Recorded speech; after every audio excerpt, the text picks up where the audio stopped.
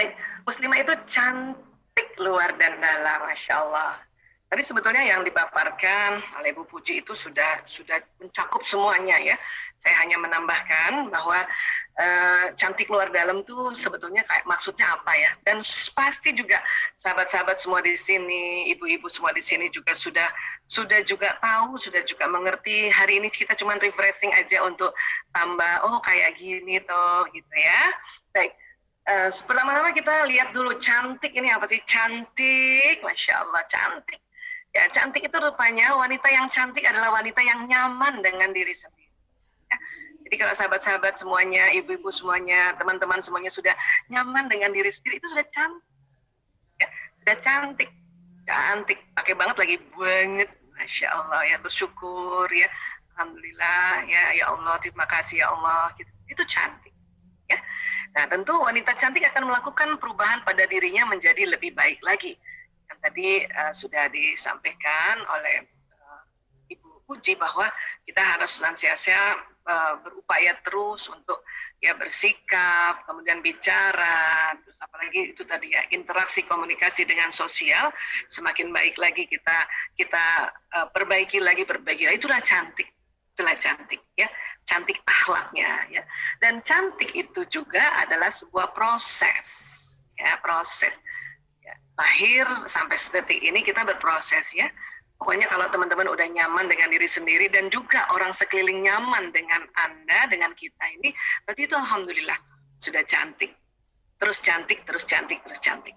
Oke. Nah, tentu selain cantik kita mesti sehat ya kan?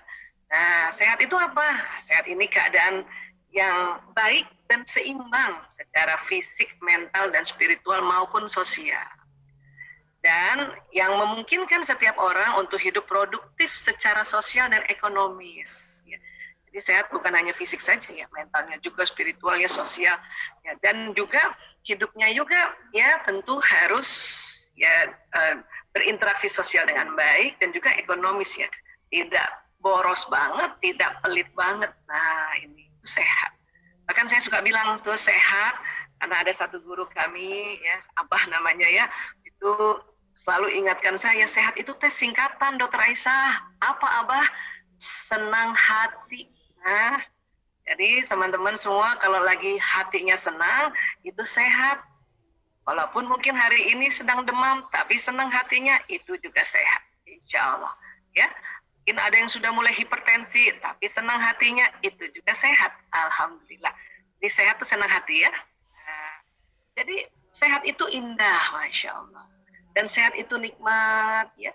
Sehat itu juga hemat ya gitu. Benar loh. Sehat itu hemat ya. Dan juga sehat itu segalanya, Masya Allah. Kemudian sudah cantik sehat ya. Mau apa lagi ya? Gitu. Cerdas, Masya Allah. Cerdas itu apa sih? Sempurna perkembangan akal budinya, yaitu waktu berpikir, mengerti dan kreatif. Ini cerdas ya. Nah, ini kita juga diminta untuk cerdas. Jadi kita salah satu cerdas adalah sering bersilaturahim. Cuman karena kondisi pandemi maka silaturahim ini kita kayak gini nih, gaya gini nih. Tapi asiknya dengan gaya seperti ini, silaturahim virtual ini bisa seluruh Indonesia nih tadi.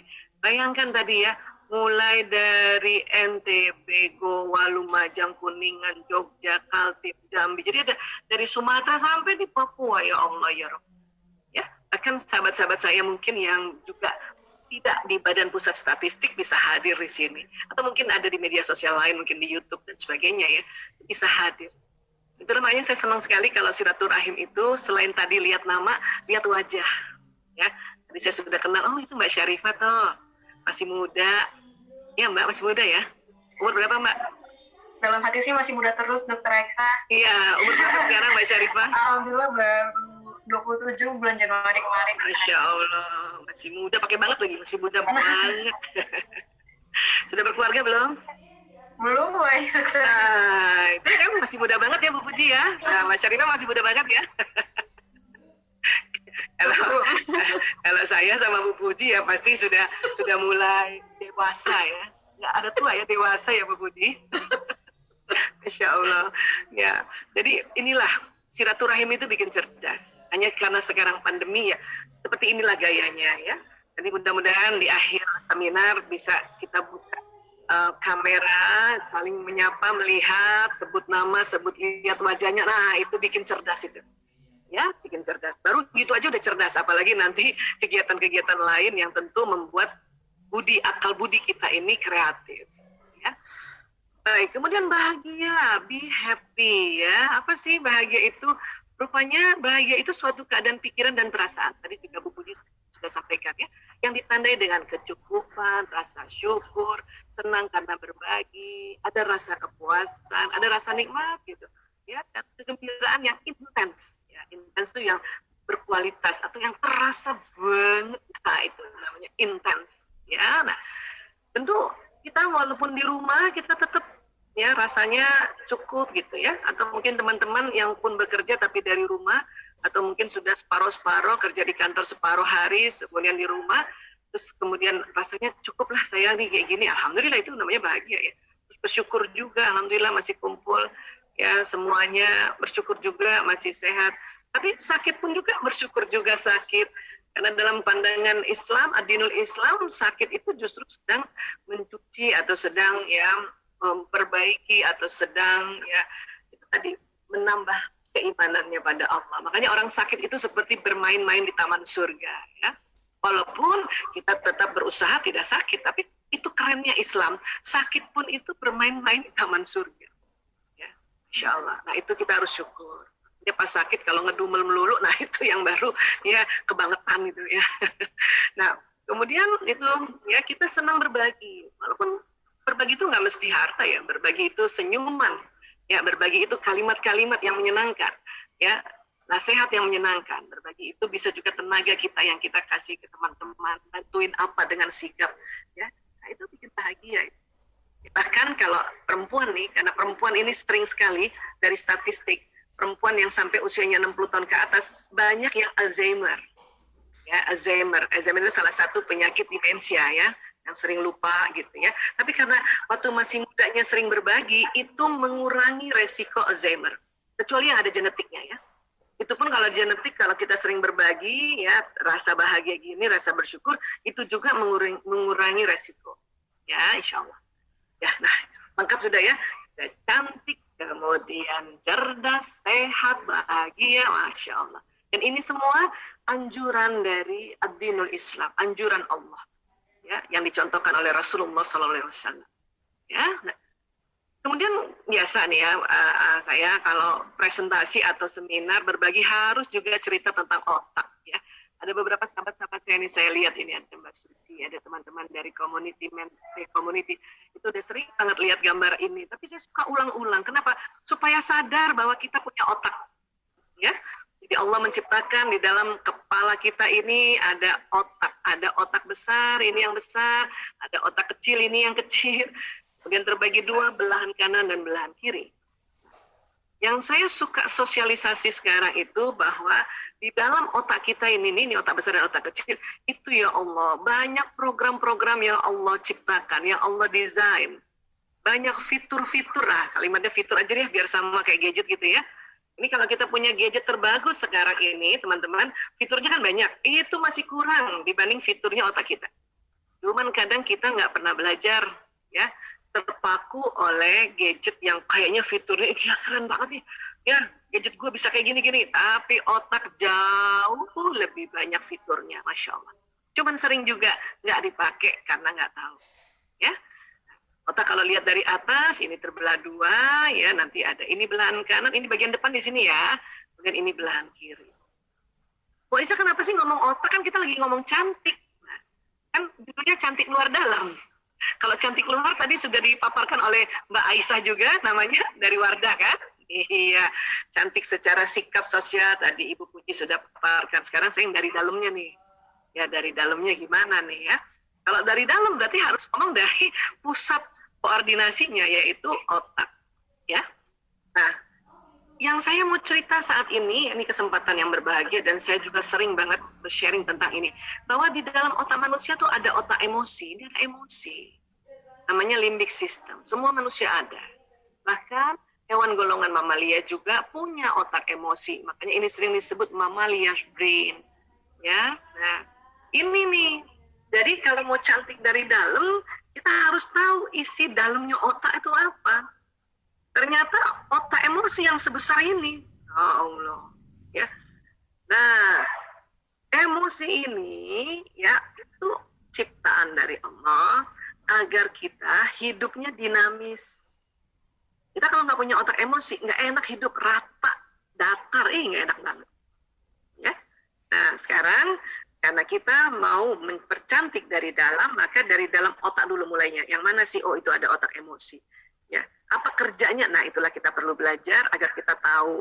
Yang sudah tahu pun diulang-ulang supaya paham. Sudah paham juga diulang-ulang supaya sadar. Nah, itu. Bahwa kita punya otak-otak emosi yang perlu dikendalikan. Kalau istilah sekarang kerennya di manage, ya. Nah, jadi ini otak emosi ini, inilah inti dari otak. Bahkan ilmu otak mengatakan, ilmuwan otak mengatakan, otak emosi inilah, ya, intinya, magnetnya dari otak manusia. Oke, nah, ini juga yang nanti mempercantik kita kalau emosi kita lebih seringnya berada di emosi positif. Bisa kalau kita belajar ilmu, belajar tentang bagaimana caranya, misalnya saya di kedokteran ya, sebagai dokter harus ngapain kalau ada orang sakit gini, itu ilmunya di mana itu masuknya Bu Aisyah? Di depan sini namanya prefrontal cortex. Ya, nah dari mana masuknya? Dari mata, dari telinga, dari ucapan, dari gerakan, dari penghidupan. Masuk ke sini, tapi nggak loncat ke sini, dia lewat sini. Ya, nah, tapi orang juga udah banyak ilmunya. Kadang kalau lagi emosinya negatif, nggak inget tuh ilmu. Kenapa begitu Bu Aisyah? Karena kalau kita sedang emosinya negatif, ini otak mamalia tegang. Makanya ilmu yang ada di sini sebanyak apapun terblokir sementara. Sementara ya. Kalau yang nggak banyak ilmunya itu lebih parah. Ya, bukan lagi terblokir sementara, nggak ada isinya. Ya, makanya perlu kita belajar, makanya perlu kita datangi tempat-tempat majelis ilmu kayak gini untuk kita pelan-pelan masukkan di sini. Oh, saya sudah pernah lihat seminar ini, nggak apa-apa kita ulang supaya apa akan supaya terjadi pemahaman yang lebih dalam lagi. Oke? Nah, baik. Jadi di dalam otak emosi itu banyak jenis emosi. Kalau dipetakan, ini namanya dipetakan, ini bentuknya kayak tangga loh. Makin ke atas makin bagus, makin ke bawah makin turun, makin buruk. Ya. Kok bisa kayak tangga Bu Aisyah? Karena menurut Profesor David Hawkins, setiap jenis emosi itu, jadi otak emosi kalau diukur itu ada frekuensinya. Ya. Ini yang rendah nih apati itu 50 Hz, dia di bawahnya sedih. Apati apa Bu Aisyah? Apati itu merasa nggak berguna. Kenapa merasa berguna? Karena sedihnya kelamaan. Kenapa sedih kelamaan? Karena takutnya kelamaan. Nah, itu tadi kaitannya. Ya, dan bahaya kalau merasa nggak berguna. Saya mah cuma gini doang. Saya mah nggak cantik kayak kamu. Saya mah nggak beruntung kayak kamu. Saya mah melulu. Itu nanti apati. Dan kalau terus-terusan berlama-lama di apati, ya bahayanya apa? Masuk depresi. Akhirnya benar-benar udah nggak cinta sama diri sendiri, dipukulinlah diri sendiri, kepalanya dijeduk-jedukin di tembok, ada benda tajam digotong, ya tangannya disilet-silet. Itu karena sudah tidak sayang sama diri sendiri, dan itu sudah ada suicide, ide mencelakakan diri, itu namanya depresi. Dan kalau depresi harus dibantu orang lain atau dibantu oleh tenaga profesional, yaitu dokter kesehatan jiwa. Untuk itulah makanya supaya cantik dalamnya kita perlu menjaga agar emosi kita kalau sedang turun ya cepat-cepat naik ke atas. Walaupun kita nggak bisa di atas terus-terusan 24 jam kali 7 hari kali 30 hari dalam sebulan atau 31 atau Februari kadang 28 29 ya. Nah, dikalikan 12 bulan nggak terus-terusan di sini. Karena ini memang ciptaan Allah. Kecuali depresi, bukan Allah's design. Ini sih. Sampai apati pun masih ada programnya di otak kita. Ya. Jadi kalau kita turun suatu ketika marah, suatu ketika mau buru-buru, nah ini las ini buru-buru, satu ketika takut khawatir, satu ketika sedih, itu lazim, fitrah namanya, ya. Tapi yang diminta tidak berlama-lama di sini, cepat-cepat move on, naik ke atas. Kenapa? Karena di atas inilah energinya positif. Karena frekuensinya tinggi, ini bisa menularkan ke orang sekitarnya.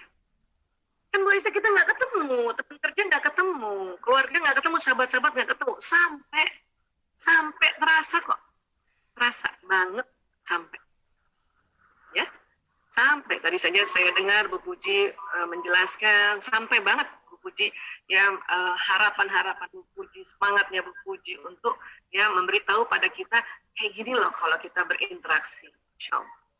Ya. Dan kemudian apa keuntungannya kalau kita sering ada di ranah ini, kita mengerjakan sesuatunya tuh ikhlas. Kan asik ya kalau mengerjakan sesuatu ikhlas ya. Iya. Bu Aisyah, ikhlas itu kayaknya gampang diucapkan, susah dilakukan. Nah, itulah makanya kita belajar supaya kita secara sistematis tahu yang namanya melakukan sesuatu, mengerjakan sesuatu, aktivitas sesuatu di dalam zona ikhlas harus tahu bahwa ini kerjanya emosi. Artinya gimana? Artinya kalau misalnya teman-teman yang sekarang ini ada di PPS, kemudian bekerja dengan semangat, berarti saat itu kerjanya ikhlas. Emang Anda Bu Aisyah, pas kerja lagi kesel? Aduh lah. Nah, cuman kalau lagi kerja lagi kesel, berarti turun ke sini, ke anger. Berarti di luar zona ikhlas. Saat itu berarti nggak ikhlas. Ya, seharian nggak ikhlas, bisa aja kalau seharian di sini dulu nggak naik ke atas. Bisa nggak Bu Aisyah di awal-awalnya nggak ikhlas, setelahnya ikhlas? Bisa. Itulah makanya kita belajar bagaimana pada saat kita kesel, pada saat kita marah, pada saat kita mau buru-buru, pada saat kita takut, khawatir, atau pada saat kita sedih melakukan sesuatu. Ya, dan kita tahu itu adalah sebuah aktivitas yang membuat frekuensi makin turun, dan itu bukan di luar zona ikhlas, maka kita cepat naik ke atas. Paling tidak mungkin kalau sedang bekerja ya. Sekarang bekerja berapa jam ya Bu Puji? Ya. Kalau kami di berapa Bu? 8 Bu, 8 jam. 8 ya? Tetap 8? Dari ya, rumah? Dari rumah? Ya, bisa dari rumah, bisa dari kantor Bu. Oke. Ada yang blended juga ya, blended ya? Iya. Separuh-separuh ya? Iya.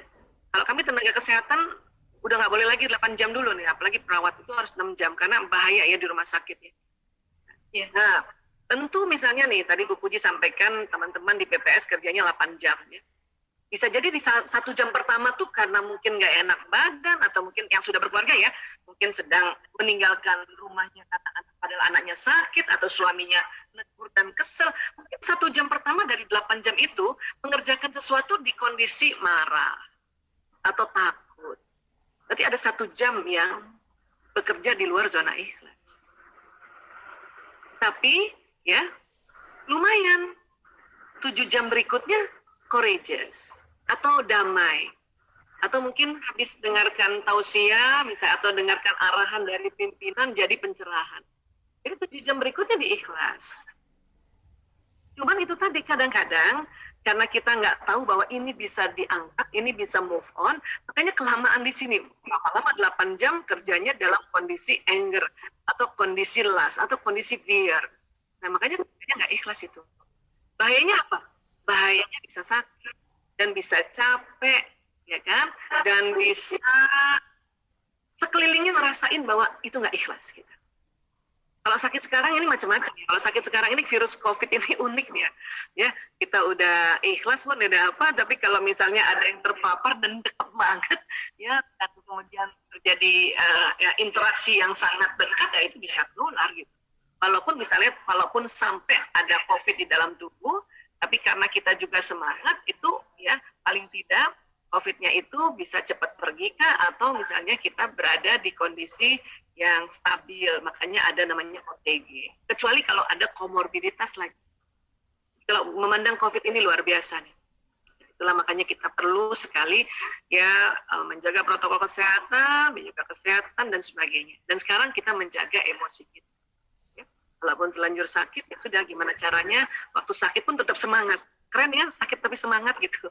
Sakit ikhlas, Masya Allah. Ya. Jadi kalau ini level emosi dijadikan atau dimasukkan dalam konsep adilul Islam, itulah yang disebut nafsu lawwamah. Ada 3 di bawah ini, mulai dari apatis, sedih, takut. Nafsu amarah mulai dari las, buru-buru, anger, marah, dan sombong, pride. Ya, riya itu ada di sini ya, dan takabur ya, terus menyombong-nyombong itu ada di sini. Dan itu ada di otak kita loh, ya, ada di otak kita. Makanya perlu dikendalikan. Ya, dan satu lagi, tidak semua nafsu itu negatif, ada yang positif, yaitu mutmain. Paling tidak, kalaupun kita misalnya sedang ya sakit gitu, kita mencoba untuk naik ke level ke atas supaya sakitnya di nafsu mutmain. Kita nggak tahu sekarang umur. Kemudian pada saat sakit kemudian dijemput oleh malaikat maut, makanya diundangnya ya, wahai nafsu mutmain, ayo pulang yuk ke Allah. Aduh. Ya Allah, dan insya Allah kapanpun kita pergi meninggal, mudah-mudahan insya Allah ada sedang ada di mutmain. Yang bahaya kalau sedang ada di amarah, pas ajalnya, ya nggak asik lagi kalau malaikat, hai nafsu amarah pulang yuk, nggak, dan pasti nggak lembut ngomongnya, pasti keras sekali. Malaikat maut itu kalau menjemput orang yang sedang di amarah dan di lawamah keras suaranya. Tapi kalau di mutmainah lembut. Inilah pentingnya kita menjaga emosi ini. Inilah dari dalamnya itu, ya. Karena ini betul-betul otak bagian tengah lagi, bagian dalam. Ya. Apa keuntungan lain, Bu Aisyah? Banyak sekali ya. Cuman hari ini mungkin kita hanya bahas keuntungan yang saat ini sedang kita butuhkan ya. Ya, selain sehat, itu tadi keikhlasan. Ya. Jadi ini nih, Profesor David Hawkins, MD, PhD, ya, seorang ilmuwan USA, dan beliau ini dokter psikiatri, dokter kesehatan jiwa. Apa dia bilang? Getaran magnet energi di bawah 200 Hz menyebabkan seseorang mudah terserang penyakit. Jika frekuensi energi seorang di atas 200 Hz, maka dia senantiasa sehat. Hanya begitu. 200 Hz itu di mana? Tadi courageous, semangat. Ya. Ini, courageous. Ya. Tapi hati-hati, frekuensi kita juga kadang-kadang turun gara-gara apa? Kurang tidur, kurang makan, kurang minum, kurang gerak. Apalagi sekarang kalau kita lockdown, paling sering itu kurang gerak. Tapi untungnya lagi, ada ibadah khusus yang Allah perintahkan pada kita, yaitu sholat. Dan sholat itu penuh gerakan. Ya, itu bersyukur banget, Masya Allah. Ya, cuma kadang-kadang perempuan ini kurang minum sama kurang tidur, Bu Puji. Ya, betul. Ya, betul ya? Benar, itu yang kadang-kadang merosot itu. Kurang makan juga karena mau kurus. Jadi lengkap 4, kurang makan, kurang minum, kurang tidur, kurang gerak. Makanya frekuensi turun juga. Ya, jadi teman-teman harus cukup makan, cukup minum, cukup tidur, cukup gerak. Cukup makan gimana, Bu Aisyah? Cukup minum gimana? Cukup tidur gimana? Cukup gerak? Cukup minum gampang. Berat badan dibagi 30. Ya. Misalnya saya 70 kilo, dibagi 30, berarti saya minum minimal air putih atau air mineral lah istilahnya ya sekarang ya, 2 liter lebih. Minimal loh. Kalau habis kopi, habis ngeteh, harus diganti air putih lagi. Kalau habis minum teh, karena teh itu pekat, dia bukan pelarut ya, dia larutan, maka kalau habis minum 1 cangkir teh, apalagi yang nasgitel, panas lagi kental, itu harus diganti 1 cangkir air putih. Kopi gimana Bu Aisyah? Kopi lebih kental lagi. 1 cangkir kopi diganti 3 cangkir air putih. Makanya di kedai-kedai kopi internasional kita sebenarnya boleh minta air putih. Asal jangan minta yang botol-botol yang air putih yang mahal itu ya. Air putih yang dari dia rebus kali boleh, gratis loh. Cuman kita jarang minta. Ya, itu cukup minum. Oke, cukup makan bagaimana Bu Aisyah? Cukup makan paling enggak dalam sehari ada kandungan karbohidrat yang dimakan. Ya, nasi kah, ya kentang kah, ya ubi kah, singkong kah, cireng kah, ya papeda kah, itu karbohidrat. Itu harus. Karena nanti yang membuat energi itu karbohidrat. Kalau terlalu diet tanpa makan karbohidrat, hati-hati, frekuensi turun. Ya, cukup tidur gimana Bu Aisyah? Cukup tidur. Kalau saya tanya sama ibu-ibu, Bu, tidur yang cukup berapa jam? Semua serentak 8 jam. Iya, betul 8 jam. Tapi itu untuk lansia dan balita. Nah, ya. kalau umur kita kayak gini mah 8 jam kebanyakan atau 5 jam udah cukup. Ada juga 4 jam cukup. Ada ya, karena udah kebiasaannya. Yang penting bangun subuh nggak sakit kepala, itu cukup. Ya. Kita kadang tidur 10 jam, 12 jam, bangun tidur sakit kepala, itu kelebihan, itu kebablasan. Ada yang juga 8 jam, karena nggak biasa 8 jam, bangun tidur sakit kepala. Terus kesel lagi, aduh kenapa jangan 8 jam gue tidur. Tapi buat balita dan lansia, itu butuh 8 jam. Ya. Jadi cukup makan, cukup minum, cukup tidur, dan cukup gerak. Ya. Nah, Masya Allah. Oke, terus kata David Hawkins lagi, di dunia ini dia telah melihat orang yang mempunyai frekuensi positif 700 Hz sampai 1000 Hz. Maka kekebalan tubuh dan vitalitasnya sangat tinggi. Wow, Masya Allah. Karena sekarang yang dibutuhkan ini, kekebalan tubuh tinggi dan vitalitas tinggi. Ya, kenapa? Karena itu tadi, ya vaksin, mau divaksin, tapi vaksin masih sedikit. Satu kali vaksin aja nggak bisa untuk 8 jenis virus lebih nih ya. Jadi COVID-19 atau SARS-2 ini itu strain-nya udah lebih dari 8. Kalau vaksin itu baru untuk satu strain. Kalau teman-teman yang sempat sakit dan kemudian sehat itu mungkin baru satu jenis juga gitu. Makanya kalau nanti sudah habis sakit sehat, alhamdulillah tuh keuntungannya dia ada kekebalan. Tapi untuk jenis yang kena pada saat itu masih ada kurang lebih 7. Ini yang agak unik ini si virus COVID-19 ini. Makanya kita mencoba untuk menaikkan kekebalan tubuh. Walaupun misalnya pun sempat sakit, tapi gimana caranya nih? Pokoknya bikin sampai 700 sampai 1000. Yang mana sih Bu Aisyah 700 sampai 1000? Nah ini, enlightenment, pencerahan. Bisa ke sini gimana Bu Aisyah? Oh banyak cara. Termasuk sholat ya, termasuk sholat yang tumaknina. Apalagi Bu Isa, baca Quran. Ini saya selalu ya paksa nih, atau saya ingatkan keras diri saya untuk baca Quran Aisyah. Minimal 1 ayat, kemudian baca artinya. Kemudian kalau bisa kamu baca tafsirnya, atau kamu kajilah itu gitu. Ya, bilang sama diri saya. Ya. Kalau ada teman-teman sudah bisa 1 hari 1 juz, keren banget, Masya Allah. Lanjutkan kebiasaan itu. Wah itu saya nggak sempat, cuma bisa sehari 1 halaman, 1 page. 1 page itu ain ketemu ain, itu 1 page ya. Kadang-kadang dalam ain di dalam page itu ada di ayat kedua dari halaman itu ya, pokoknya ain ketemu ain. Itu udah keren banget. Apalagi pakai artinya. Wah Isa saya cuma one ayat, 1 hari 1 ayat, nggak apa-apa juga. Walaupun 1 ayat dihafal-hafalin, diulang-ulang, jadinya kan banyak ayat juga kan diucapin. Masa sih Bu Aisyah baca Quran naik ke sini? Iya. Kenapa? Karena Rasulullah SAW dalam sebuah hadisnya mengatakan bahwa ya, huruf hijaiyah itu ada powernya. Setiap huruf itu ya ada powernya. Setiap huruf hijaiyah Quran itu apabila dibaca dia mempunyai ya kekuatan power 10 kebaikan, 10 kebajikan. Bayangin 10 kebajikan tuh banyak lagi Bu. Nolong orang, senyum kan? Ya enggak? Terus bantuin orang, sedekain orang, kan gitu ya. Itu baru 4 nih. Ya. Singkirkan tisu di jalan, bukan lagi paku ya, karena jarang paku, tisu yang banyak tuh. Singkirkan tisu di jalan, baru 5 kebajikan. Masih ada 5 lagi. Nah, 1 huruf di Quran, 10 kebajikan. Bahkan Rasulullah bersabda, alif lam mim itu bukan 1 huruf.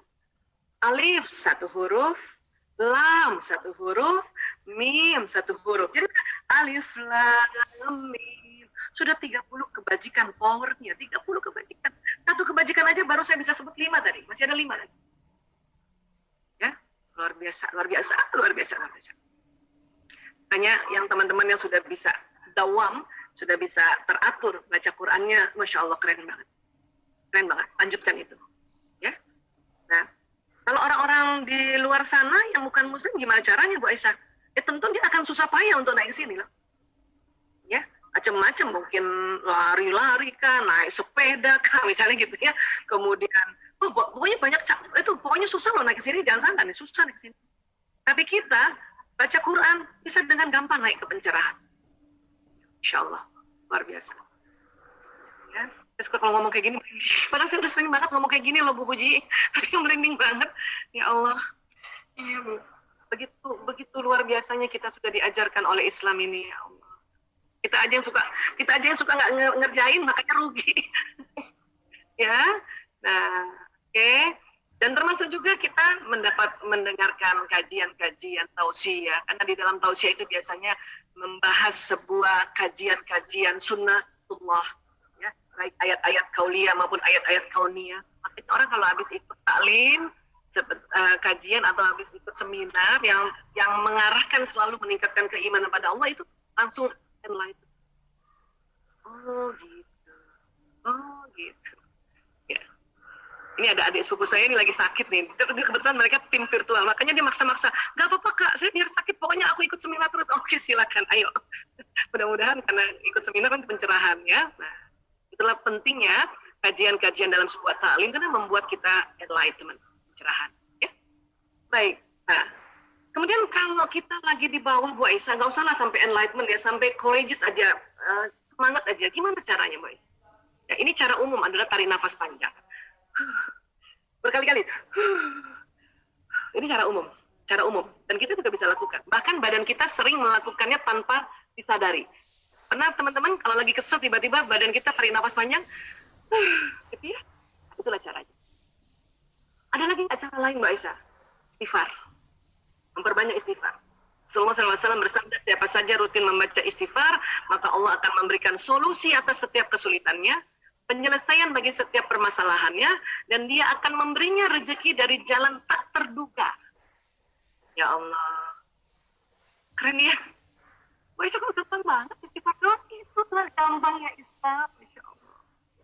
Ya. Kalau teman-teman menganggap sekarang ini kita sulit, kita disuruh istighfar, perbanyak istighfar, maka Allah memberikan solusi atas setiap kesulitan. Kalau kita anggap sekarang ini masalah, kita suruh perbanyak istighfar, karena Allah memberikan penyelesaian bagi setiap permasalahan.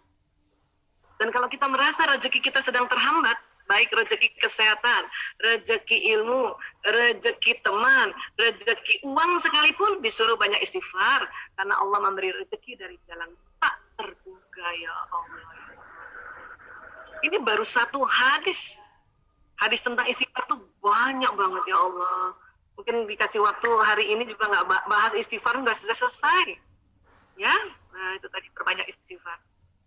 Teman-teman kalau lagi buka dompet, itu uangnya tinggal selembar, istighfar ya. Astagfirullahaladzim. Ah gitu, udah bener itu. Siapa yang begitu? Udah bener.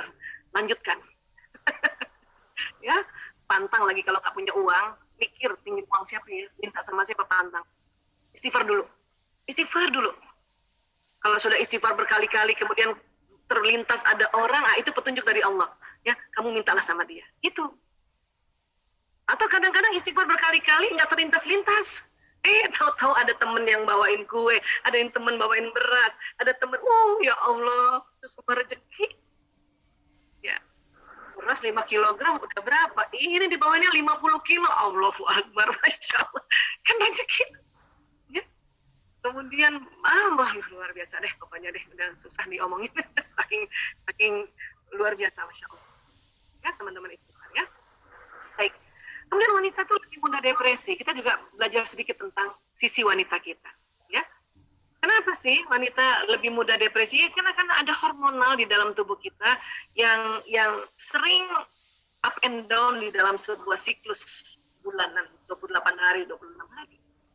Ya, dimana pas premenstruasi sindrom, mau mens, 2-3 hari mau mens, atau mens hari pertama sampai hari kelima, awal-awal hamil, habis melahirkan, atau mau masuk menopause, umur 47 tahun ke atas nih, cakep. Ini kalau nggak banyak belajar, itu langsung jatuh ke tangga depresi tadi tuh, jauh banget. Dan selalu mikirnya pengen bunuh diri. Saya nggak ada gunanya lagi saya istri, lebih baik saya mati. Nggak ada gunanya lagi saya jadi ibu, lebih baik saya mati. Itu depresi namanya. Cuma banyak ibu-ibu ya belum depresi udah selalu ngancem anaknya ibunya mati tuh. Biar nanti kalau mama mati kamu gak ada yang urus. Itu mah bukan depresi itu. Itu ngancem, itu marah namanya. Ya. Jadi kita harus paham bahwa sisi perempuan kita itu mudah depresi karena ada hormonal. Ya. Itulah makanya kita dalam sebuah siklus harus dicatat. Bahkan ini dia, maaf. Badan Kesehatan Dunia WHO itu membuat kampanye untuk mengurangi depresi pada perempuan. Apa kampanyenya? Ya, ini dia. Let's talk. Ayo ngomong. Jadi perempuan disuruh ngomong. Saya nih kalau nggak setiap hari ngomong depresi juga kali ya. Nauzubillah min zalik. Kondisi kayak gini. Kemudian sebagai tenaga kesehatan yang diurus narkoba, yang diurus juga LGBT. Kalau saya nggak setiap hari berbagi kayak gini, ngomong gini ya, bisa depresi. Makanya supaya kita nggak depresi, ayo ngomong, ayo ngomong gitu. Wah Isa, saya susah ngomong, Wah Isa. Mungkin itu watak. Makanya kita ngomong sama Allah, dikit-dikit kita ngomong sama Allah, kita istighfar dan ngomong sama Allah. Ya Allah, saya teh begini, itu kan ngomong sama Allah. Baca Quran, itu juga bicara pada Allah. Ya kan? Kenapa sih harus ngomong, Bu Aisyah? Ya karena ini dia. Pernah dengar barangkali seminar tentang otak pria wanita ya? Jadi pria dalam sehari itu mengatakan 2.000-4.000 kata. 1.000-2.000 bunyi vokal, 2.000-3.000 gerakan tubuh. Rata-rata komunikasinya pria itu 7.000. Ya. Teman-teman yang punya suami pendiam mungkin yang 5.000. Ada juga suami yang seneng ngomong itu yang mungkin 9.000, tapi rata-rata 7.000. Kita perempuan banyak banget. Dalam sehari mengatakan 6.000 sampai 8.000 kata, 2.000 sampai 3.000 bunyi vokal, 8.000 sampai 10.000 gerakan tubuh. Rata-rata komunikasinya 20.000. Ya, 20.000. Wah Isa, saya kayaknya pendiam deh. Ya, yang pendiam 16.000.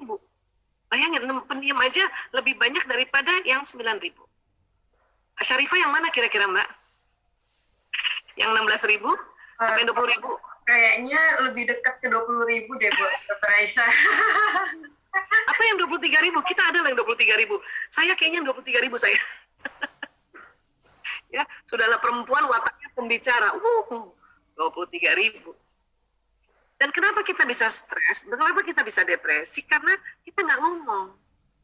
Karena ada penelitian dari Dr. Luan Brizendin. Ini penelitian Dr. Luan Brizendin di University California, San Francisco. Dan juga penelitian dari suami istri Mr. Alan dan Barbara Pease di Sydney, Australia. Ya, ini didapati. Kenapa? Karena otak bicaranya laki-laki cuma di sebelah kiri doang. Otak bicaranya perempuan kiri kanan. Ya. Bahkan ada riset mengatakan begini, ya, wanita bila dalam sehari komunikasi kurang dari 16.000, maka tidur malamnya tidak nyenyak. Gitu Bu Puji, makanya kita harus ngomong. Ya, makanya kampanyenya WHO, let's talk, ayo ngomong. Mbak Isa gimana sekarang ngomong, ketemu teman aja susah. Nah untung ada gadget juga kan, kita chatting kan lumayan tuh kan ngomong juga. Karena 16.000 kan termasuk dari ya gerakan tubuh.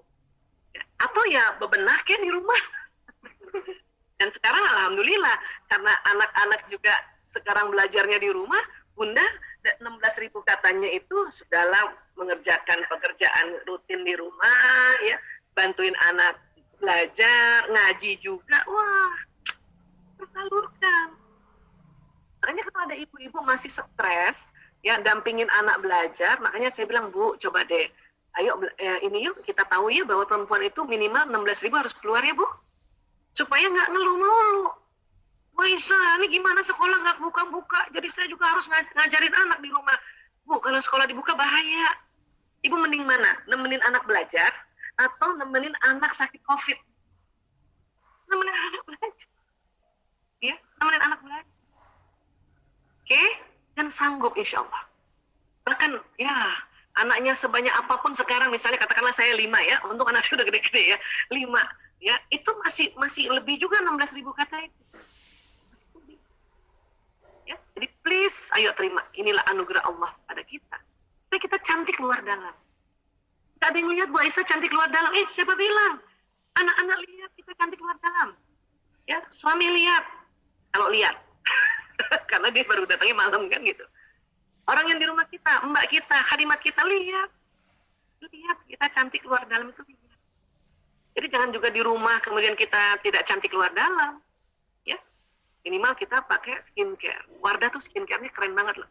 Saya bukan di endorse ini ya, tapi saya mau bilang, apalagi yang rose hydrating itu, keren banget. Alhamdulillah. Ya. Nah, please, ya, kita harus cantik luar dalam. Kemudian wanita butuh bicara. Otak wanita tidak menyimpan masalah seperti otak pria. Masalah bagi wanita terus berputar-putar di dalam kepalanya. Ya. Satu-satunya cara wanita melepaskan masalah dari kepalanya adalah membicarakan masalah tersebut untuk mengungkapkannya. Ya. Jadi perempuan ini harus ngomong. Perempuan ini kalau ada masalah muter-muter kepalanya di kepala kita, sampai kita ngomong. Pas kita ngomong baru tersimpan. Dan yang luar biasanya 3 bulan muncul lagi tuh masalah yang sama itu di otak. Makanya harus ngomong lagi. Terus kata suami, kayaknya udah dibahas kemarin deh. Tapi saya sering bilang, wanita itu ahli sejarah. Jadi diomonginnya sama, persis sama, kronologisnya sama. Kamu ya, selalu aja deh, kalau aku WA kamu nggak jawab, nanti 3 bulan muncul lagi tuh, kamu tuh ya selalu aja, kalau aku WA kamu, itu nanti tahun depan muncul lagi tuh. Sebetulnya perempuan, kalau lagi ngomong gitu, bukan mencari jalan keluar, bukan, cuman pengen diomongin, supaya nanti masalah itu tersimpan lagi dengan cakep di kepala. Ini suami juga harus paham. Caranya gimana Bu Aisyah? Kasih tahu aja. Tapi ingat ya, kalau ngasih tahu suami itu nggak boleh seperti menggurui. Sampaikan dengan cara yang manja, cantik gitu. Kayak jadi ada gadis cantik yang masih gimana gitu, kasih tahu, ayah, tadi tuh aku, seperti saya dulu ya, ya Allah ayah, aku habis baca jurnal, buku ya, tentang, jurnal dan buku ya, perempuan itu ternyata emang kalau ngomong diulang-ulang. Jadi please, maafin aku kalau aku ulang-ulang. Suami saya seneng. Cuman ingat ya, muka laki-laki rata. Kan cuma bilang, yang penting sudah sampaikan. Oke? Makanya suami saya sekarang kalau saya ngomong diulang-ulang, dia tahu. Perempuan banget, kata dia. Nah, sekarang. Perempuan wanita, bila curhat hanya ingin disimak. Tapi pria, bila mendengar curhat selalu menawarkan solusi. Ini yang berantem nggak bisa. Ya, kenapa? Karena laki-laki tuh nggak tega denger istrinya curhat, nggak tega. Padahal kita bilangin sama tuh laki-laki teganya. Padahal dia nggak tega. Ayah, aku sakit kepala. Minum obat dong. Solusi bukan itu? Solusi. Tapi ibu-ibu kalau curhat sakit kepala sama suami, itu sebelumnya udah minum obat. Makanya waktu suaminya bilang, minum obat dong, ngambek kita. Obat apaan lagi, semua obat udah aku minum. Iya. Gitu. Jadi maunya apa perempuan? Cuma ingin disimak. Pengen dengar kalimat dari suaminya itu, kasihannya kamu capek. Pengen gitu doang. Makanya sampaikan pada suami. Ayah, aku cuma curhat doang ya, dengerin aja ya. Suami saya juga udah pinter tuh. Kalau saya curhat, dia suka tanya, kamu mau pakai solusi apa enggak? Dia kayak nanya, mau pakai bawang goreng apa enggak gitu. Supaya nggak debat kusir. Atau kalau kita curhat, dan ingin ada solusi, kita aja ngomong, ayah, menurut ayah, pandangan ayah gimana nih solusinya? Itu biar laki-laki tahu, oh dia butuh. Kalau enggak, laki-laki suka capek. Karena dia sangat kasihan sama istrinya, pengen banget ngasih solusi. Tapi pas dia ngasih solusi, kita ngambek. Waduh, ini berantemnya hanya gara-gara gini. Ya? Jadi stop untuk bertengkar yang gara-gara kayak gini. Buang energi. Oke? Ya. Kemudian apa lagi? Ini, otak dibelah. Ada namanya organ ini di sini, namanya corpus callosum. Ini yang menghubungkan otak kiri kanan. Perempuan lebih tebal. Ya, ini corpus callosum kayak gini, 3 dimensinya ya kira-kira. Nah, gitu. Perempuan lebih tebal 30%. Sehingga otak kiri kanannya perempuan itu lebih banyak tersambungnya dibanding laki-laki. Ini corpus callosum. Laki-laki ada, perempuan ada. Cuman perempuan lebih tebal. Ya. Jadi ini, menurut Dr. Roger Grosky nih, ya, lebih tebal. Nah, karena lebih tebal corpus callosum, maka perempuan atau wanita mampu mengerjakan berbagai pekerjaan yang tidak saling berhubungan dalam satu waktu. Keren kan? Bayangin, udah 20.000 kata, kerja tangannya bisa begini. Apa nggak keren itu? Apa nggak syukur kita jadi perempuan? Ibu-ibu kerja dari rumah, sambil gendong anak, sambil juga, boleh juga sambil setrika kan, enaknya sekarang ini. Ya, kerja online itu enak. Cuma kalau kita nggak tahu, kita marah melulu. Apa-apa aku lagi. Nah, itu nggak cantik. Nggak cantik itu. Ngomong gitu aja nggak cantik. Ternyata kita pakai lipstick tebal, tapi ngomong-ngomong gitu, bunda lagi, ayah gimana? Biar kata lipstick setebal apa, jelek kita begitu. Makanya kita perlu tahu, oh ya Allah, ini kita rupanya, Masya Allah. Ya. Nah tuh kan, kita kerja juga masih juga yang punya anak kecil ya. Saya aja anaknya udah gede-gede kerja aja masih dikit-dikit anak saya datang minta dipijetin, ya udah pijetin sambil lihat ke depan, tangan udah kiri, atau dari jauh dia kasih kode, ibu aku mau makan, saya juga cuma kasih kode tangan, itu bisa. Atau mungkin muka masih ke monitor, tangan udah ngasih HP, ini pesen aja GoFood. Nah iya, itu perempuan banget, dan itu cantik. Tambah cantik kalau makin kita tahu dan sadar. Nah, jadi sekarang kan milenial ya. Nah kita diminta nih, wah nih sudah muslimah, milenial, coba deh pandai mengatur waktu dan mengatur aktivitas, kan gampang. Tulis aja di mana atau bilang sama anak-anak, besok ibu ini. Oke bu. Besok lagi pas malamnya, besok ibu ini. Oke bu, kan gitu. Enak. Bahkan anak kecil pun sudah mulai tahu, mulai kita ajarkan membuat ya susunan aktivitas. Pasang di mana yang tempat dia bisa lihat. Di depan kulkas kayak, jadi mulai belajar anak-anak, oh bunda sedang working from home dari jam segini sampai jam segini. Itu bisa anak-anak, ya. Dan kadang-kadang kita belum apa-apa udah ngeluh, aduh susah. Nah maka susah betulan nanti, ya. Tadi Bu Puji sudah sampaikan, apa yang kita ucapkan, apa yang kita pikirkan, rasakan tuh terjadi tuh, bener. Ya. Nah coba ya, keren kan? Orang-orang di luar negeri itu udah sadar karena mereka duluan meneliti ini. Harusnya kita tambah sadar juga, ya. Mereka dengan senang hati sambil jagain anaknya, nyusuin sambil kerja, nggak usah lagi ngeluh. Supaya apa? Anak-anak walaupun masih kecil kayak gini, apa yang diucapkan, apa yang dirasa sama ibunya itu terekam, ya. Sehingga proses pada saat perekaman otak anak-anak ini di 5 tahun pertama ini akan berbekas. Ya. Masih kecil gini aja dia sudah menilai ibunya cantik luar dalam. Apa nggak keren tuh? Banyak ibu-ibu merasa, dia kan belum ngerti si anak. Justru itu, otaknya lagi fresh-freshnya, kita kasih bentakan, kita kasih hempasan tangan, kita kasih hardikan. Itu dia cuma nggak bisa ngomong aja, tapi otak udah merekam. Ya, otak sudah merekam. Makanya hati-hati pada saat kita mulai berfungsi sebagai ibu, ya, ini kita harus mulai hati-hati. Hati-hati bicara, hati-hati mengeluarkan vibrasi. Buat teman-teman yang belum menikah, seperti Mbak Syarifah, alhamdulillah Mbak, belum menikah, sudah ada sedikit pembelajaran. Mantep tuh Mbak. Karena banyak kita baru tahu anaknya udah gede, ya telat. Gitu, ya. Baik. Dan kemudian apa lagi yang penting? Apa yang penting? Dari otak ke badan ada sistem saraf. Sistem saraf ini kerjanya kayak kabel listrik. Apa yang diucapkan jalan, apa yang dilihat jalan, apa yang didengarkan jalan, apa yang dihidu jalan, apa yang disentuh jalan pesan, dan apa yang dipikirkan jalan pesan. Itulah makanya mengapa kita diminta dalam selalu aktivitas kita harus dimulai baca basmalah, Bismillahirrahmanirrahim. Dengan nama Allah yang Maha Pengasih lagi Maha Penyayang, jalan itu. Dan semua sel tubuh senang kalau kita menyebut kata yang ada kata Allahnya. Bismillahirrahmanirrahim. Dengan nama Allah. Itu sudah ada kata Allah, ada Ar-Rahman, ada Ar-Rahim. Maha Pengasih lagi. Bahagia banget. Ya, bahagia banget. Dan untuk cantik, luar dalam, kan kita diajarkan ya. Yang biasanya kalau di TK terkenal dengan istilah doa bercermin. Ya sebenarnya bukan hanya doa bercermin saja, kita harus sebut-sebut ya. Allahumma kama hasan tahalki hasin huluki. Ya Allah, sebagaimana engkau percantik, engkau perbagus ya fisikku, penampilanku, maka perbaguslah akhlakku. Udah diajarin. Ya, Allahumma kama hasan tahalki hasin huluki. Mbak Isa, saya kalau bercermin aja, udah syukur Bun. Mbak Isa, saya bercermin, cermin di kamar, cermin di kantor, atau lewat, ada cermin spion juga ngomong gitu, keren banget.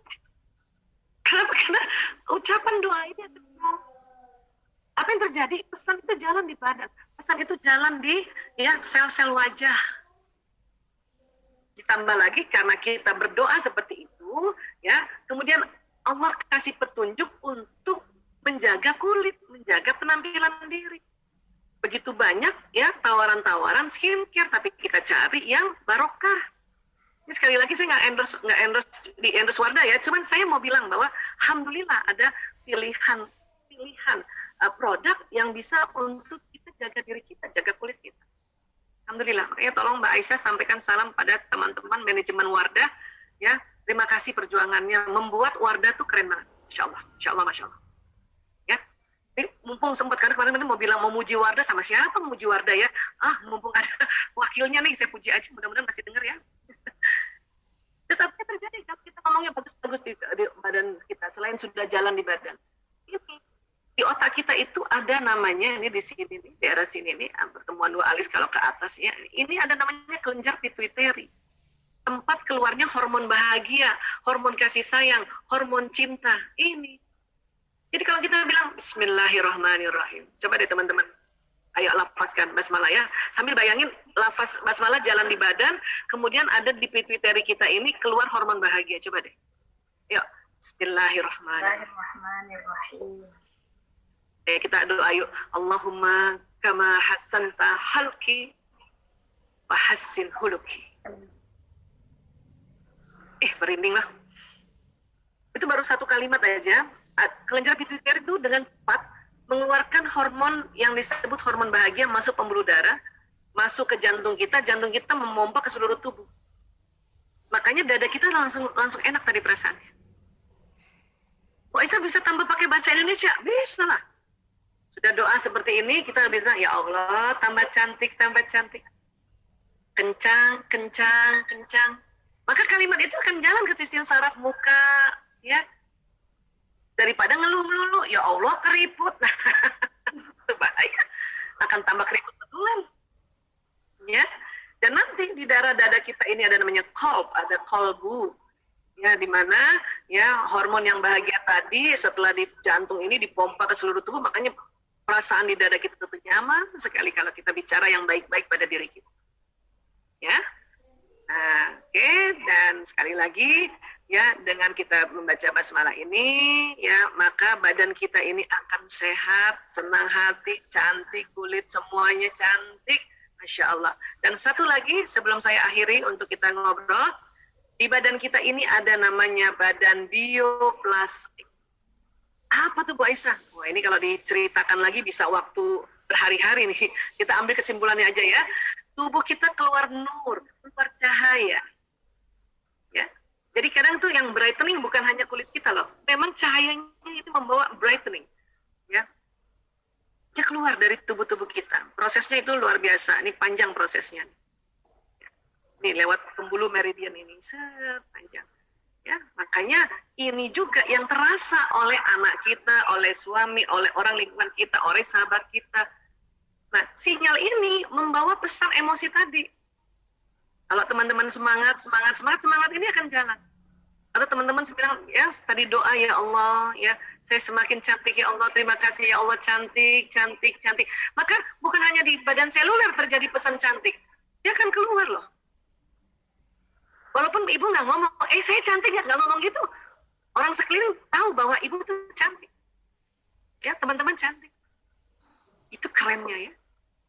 Makanya saya bilang kalau ada bunda ya nemenin anaknya belajar tapi kesel, maka keselnya bisa nular ke anak. Bisa nyamber ke anak. Tapi ya itu tadi ya. Jadi kalau misalnya kita mengeluh itu mengeluhnya bisa kena anak.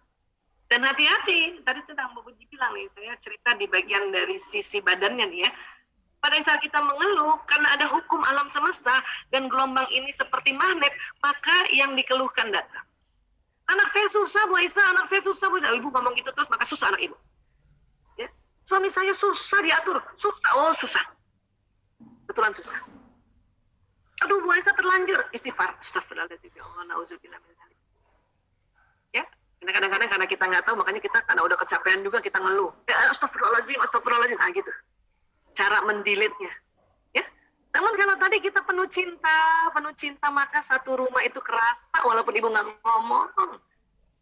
Jangankan pasangan anak-anak, mbak kita di rumah juga ngerasa si ibu itu penuh cinta ya Allah. Kalau ada driver ngerasa si ibu itu penuh cinta. Kalau ada satpam lewat juga rasa, ya Allah yang punya rumah ini penuh cinta. Dan apa yang terjadi akan ditarik juga peristiwa yang tambah membuat kita penuh cinta. Datang orang yang sangat mencintai kita, sahabat-sahabat yang sangat mencintai kita. Ya Allah. Dan kita selalu ungkapkan, ya Allah, saya mencintai sahabatku ini karena Engkau, ya Allah. Itu lebih power lagi. Masya Allah. Inilah yang disebut kita ini cantik luar dalam. Kenapa? Karena akan terasa di sekelilingnya. Ya, saya tutup 2 slide.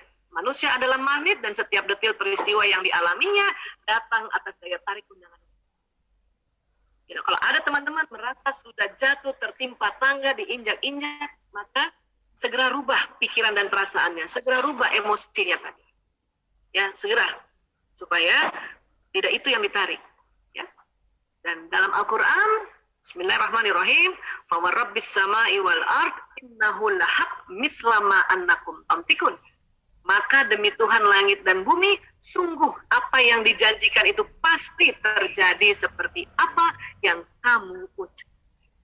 Ya Allah. Enaknya sebetulnya ya bikin cantik luar dalam. Ucapkan di mulut, ucapkan di benak, ucapkan di mata, ucapkan di telinga, ucapkan di tulisan. Makanya hati-hati bikin status. Karena itu yang akan terjadi. Ya. Ada status. Tidak ada yang menemaniku. Maka akan seperti itu terus-terusan.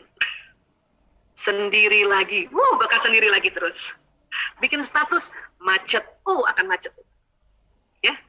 Bikin status kerjaan sulit. Makan sulit itu. Ya, jadi hati-hati. Karena setiap tulisan juga ada energinya. Apalagi ya dalam bahasa Arab atau bahasa huruf hijaiyah yang dirangkai dalam bentuk doa, dalam bentuk ayat, dalam bentuk hadis. Masya Allah, tabarakallah. Ya, demikian saudara-saudaraku semuanya. Lebih kurangnya mohon maaf lahir batin. Ya, wabillahi taufiq wal hidayah. Ya, wallahu a'lam bishawab.